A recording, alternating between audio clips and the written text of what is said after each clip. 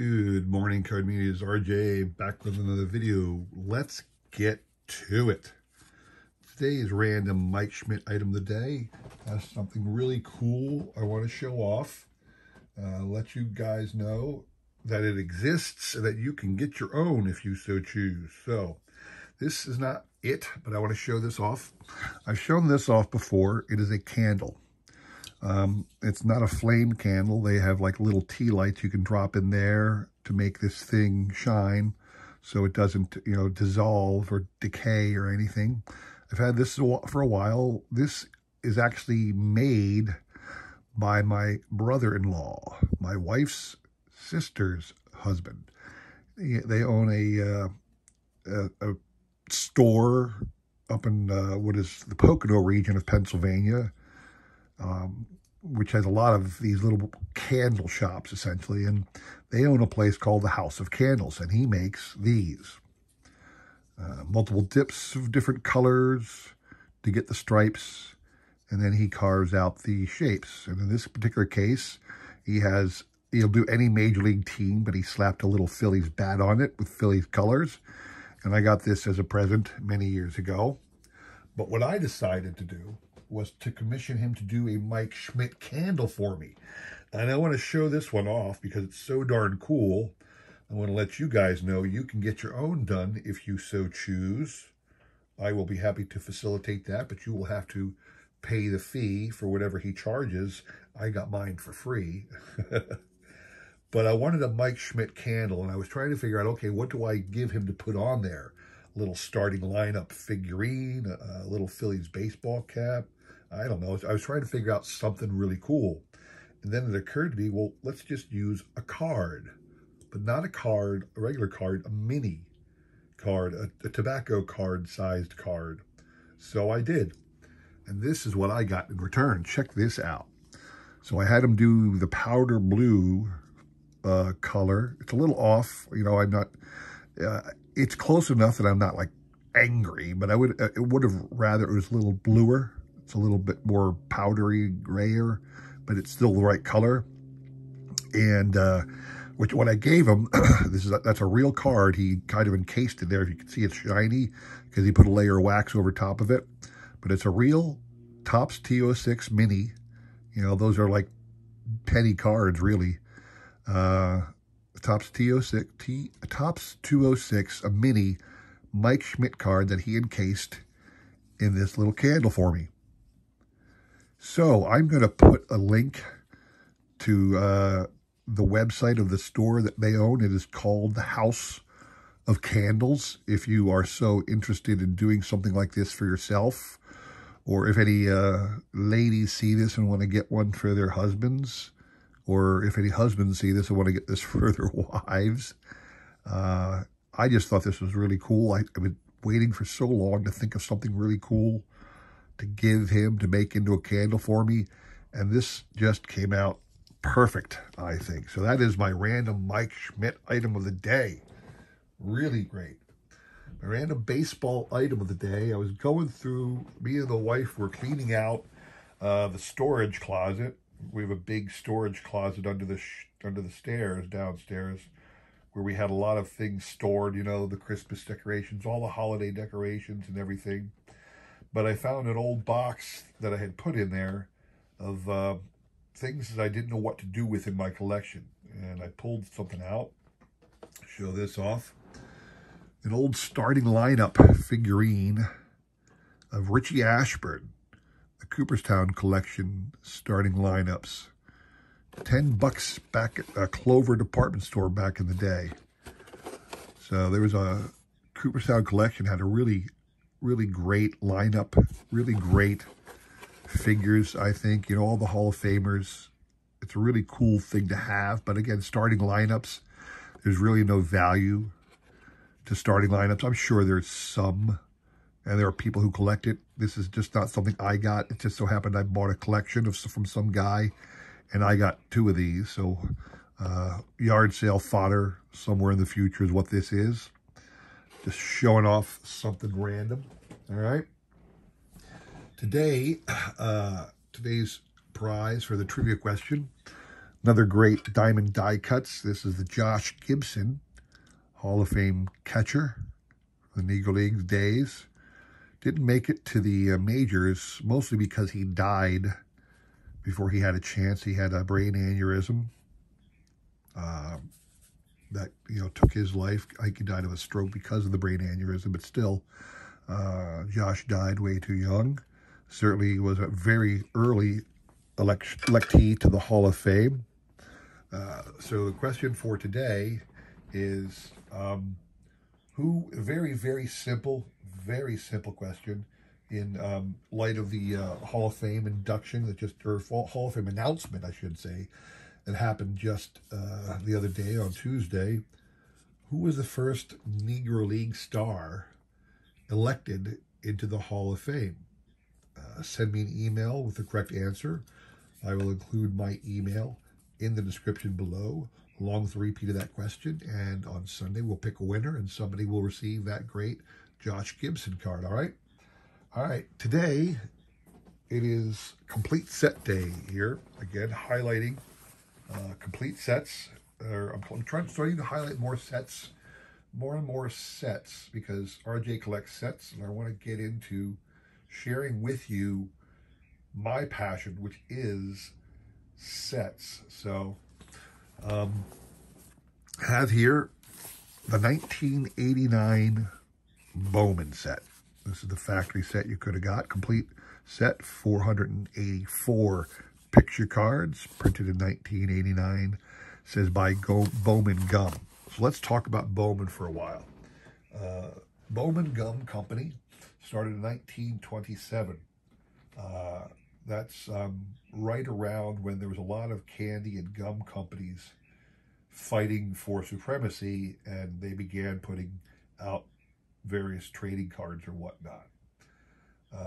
And Bowman was no exception. So all through the 30s and 40s, Bowman, as a gum company, was including various trading cards. It was actually, they were trying to get you to buy the gum by putting out the cards.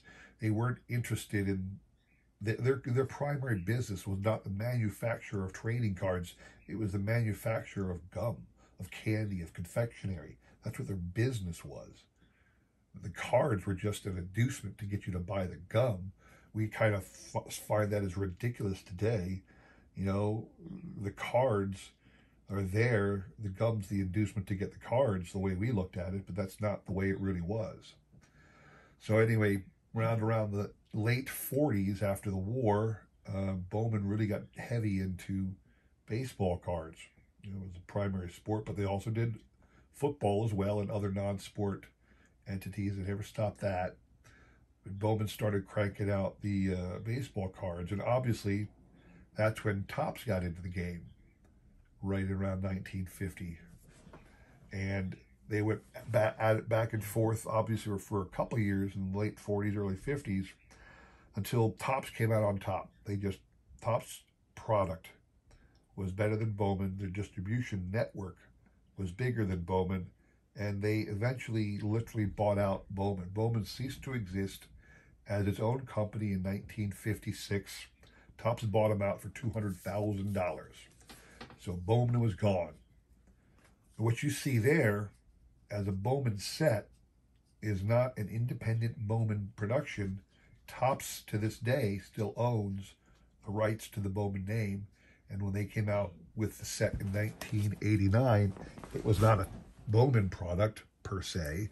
It was Topps. So, what do the cards look like? What is going on with Bowman?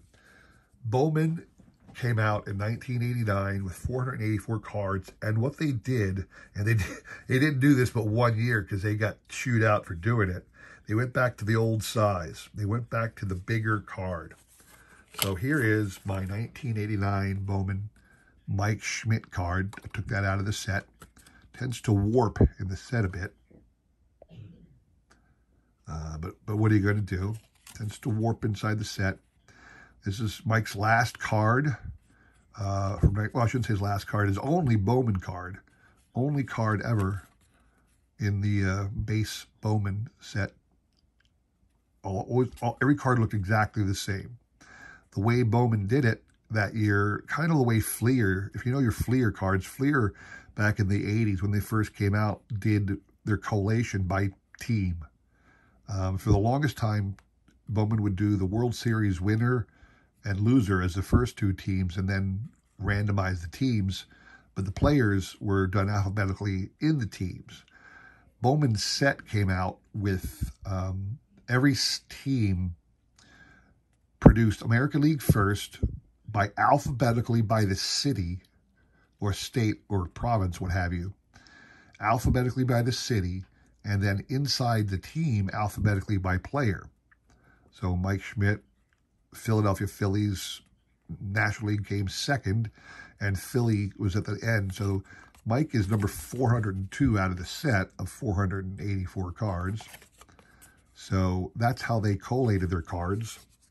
And the cards are very basic. I don't like the design, meaning I don't like the different breakdown of stats they have in the back. I'm very much a Topps fan in the career statistic categories. I like, wins and losses, games played, hits, runs, errors, home runs, all that stuff. I don't like this breakdown at all. Bowman gave you the breakdown of all that stuff per team, and then the year total and the career total over here. It's a waste of my time. I don't want to see it like that. I want to see every year listed top to bottom. That's how I want to see it. They got the number on the side, vertically kind of turned 90 degrees for some reason, but that's how they did it. And it was this basic design. Every card was the same. There were no inserts back in the day. There were no subsets. In other words, there were no league leaders. There were no team checklist cards. There were no highlights. It was just the picture card, and that's it, save for 4 checklist cards at the very end.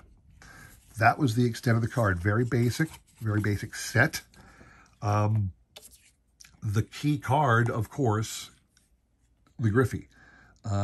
Topps, for whatever reason, did not put Ken Griffey Jr.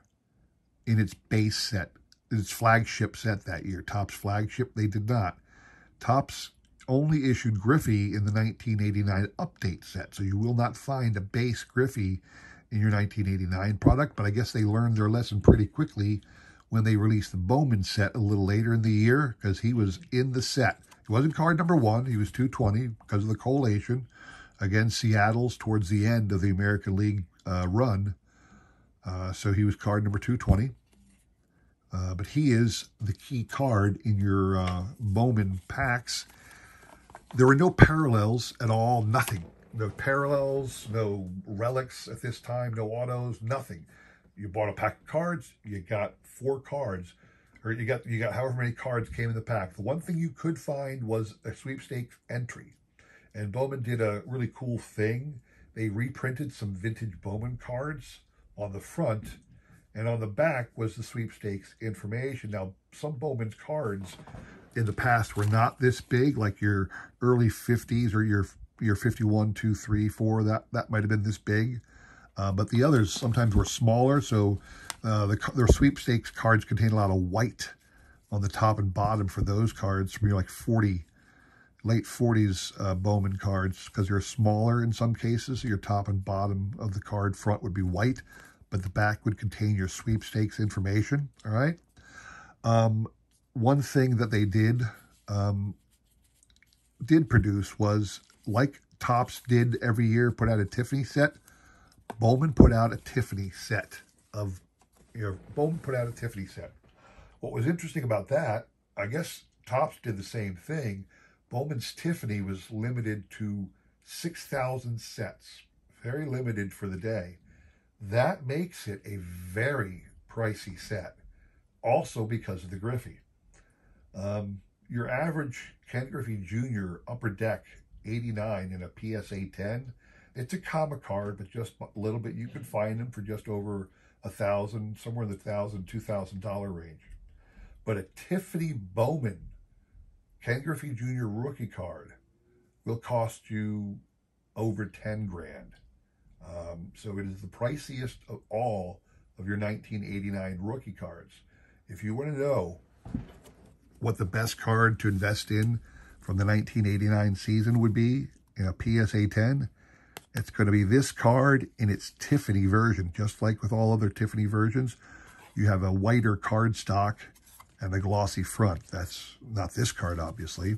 I do have a glossy Mike Schmidt Bowman, but that's the only one in my collection. But anyway, that is your 1989 Bowman set and a little history of the Bowman Company. I hope you appreciated that. I hope you're enjoying this new format that I'm going through. Again, I'm really trying to highlight sets and educate everybody on the sets, because a lot of times you're out there shopping and you'll find random cards you may not know about unless somebody tells you something about all the weird sets that were issued you may not know. So that is my set for the day. I hope you enjoyed that. Please consider liking, subscribing, commenting, all that jazz. And I appreciate your support. Come back again on Sunday for the recap. Take care.